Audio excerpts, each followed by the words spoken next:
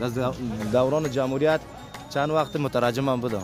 بسیار خوب. خیلی پیام بنویسی بگو به دوستای چی ما. بگویم سلام علیکم. سلام علیکم. خوب هستی برادر جان؟ جور است بخیر. شما خوب هستین سرال؟ بخیر است، صحت خوب است جان شما جور است؟ سلامت. یک معرفی کنید. نام محمد اسلم است، یکی از شهروندای شهر شبرخان. چی مصرفیت محمد اسلم جان؟ فعلا مصرفیت ما اینمی است چون که وضعیت بازار قرمز است، وضعیت اقتصادی بازار ما و شما قرمز است. فعلا از بیکاری چیز جور نمیشه دیگه. آمدیم اینمیجا کنجله و اینمی چیزا که میبینین اینجا میتونه دوربین ما مشاهده کنه. اینمی رو میفروشیم میخریم بالاخره مصروف هستیم اینجا. چقدر وقت میشه؟ تقریبا از ما 3 ماه میشه اینجا هستم. همین کارو بارا میکنم. قبل از 3 ماه پیش البته 4 سال پیش ایران بودم. از ایران آمدم دیگه. بعد از آمدن از ایران همین کارا رو شروع کردیم. درسات چطور؟ چی؟ درسای خدا. درسایم خلاص شده، تمام کردیم درسای خدا. پانتون دانشگاه کلش 18 سال درس خواندیم بیادر. کدام رشته؟ رشته دپارتمنت انگلیسی را خواندیم. پس زبان انگلیسی هم تا جایی که میبینم. حالا بله. در دوران جمهوریت چند وقت مترجمم بودم.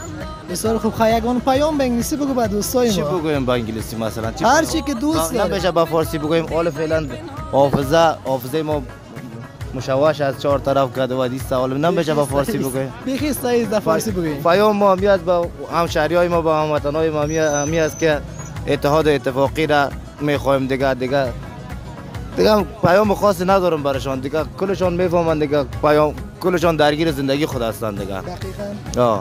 دیگه پیام ما میاد که باید با هم دیگه دست به دست شوند، اتحاد اتفاق باشن. دیگه پیام خاصی ندارم دیگه. سپاس جان، سپاس از تشکر از شما بیادرم. اگر کدام شعر داری بفرما. تشکر. هر چی که از فعلا شما تصادفاً آمدین دیگه. چی هم نداشتیم دیگه، آمادگی هم نداشتیم دیگه. شعر چیزی هم ندارم. پیام خودم گفتم که مردم باید اتحاد اتفاق باشن، انسانیت تطبیق کنن دیگه. از دین اسلام و سبونه انسانیت تطبیق کنن. بس خلاص پیام مهمی است دیگه. از دین اسلام هم کده انسانیت مهم است اول. بخیر سعید برادر، از شما ما یک دنیا ممنون، سپاسگزار و تشکر از اینکه وقتتون با ما. سلامت باشین، زنده باشین. در پناه خدا باشین. زنده باشین. قربان شما.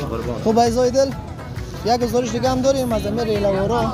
پس با ما باشید ببینیم که در سر ریلو چی گپ است، چی خبر است. خسته نباشید. بخیر هستید. با ما باشید. بخیر هستی آرام. صحتمند. بفرما. من بلاره سره. خب. های. چی میگی عزیز؟ های کی لار گابلار بود. خب سنای کی؟ برو توخ کی؟ خب اکا پس کی عزیزای دل؟